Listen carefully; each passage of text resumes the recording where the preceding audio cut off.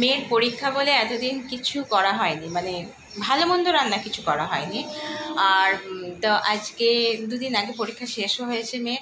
তা মেয়ে বললো যে মা একদিন একটুখানি ফ্রায়েড রাইস করো। তো তো আজকে করেছি সেটা, চলো দেখাই। তো এই হচ্ছে রাইস করেছি, তো ওকে অফিসে দিয়ে দিয়েছি একটু। আর তার সাথে আছে যে পনির, একদম সাদা করেছি, দই ফই দিয়ে করেছি। আর এটা জলখাবার, আমি তো সেদ্ধ ছাড়া খাই না ঘুগনি, তো আজকে একটুখানি মানে হলুদ দিয়ে করলাম।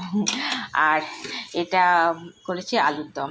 তবে আমি সব রান্না আমি করিনি, কিছুটা করেছে আমার কাজের যে বোন থাকে সে, আর বাকিটা আমি করেছি। তো এই হচ্ছে আজকে আমার নিরামিষ। আর মেয়ের আজকে ভীষণ ভীষণ ফেভারিট আজকে রান্নাগুলো হয়েছে। তো চলো, আবার পরে দেখা হবে।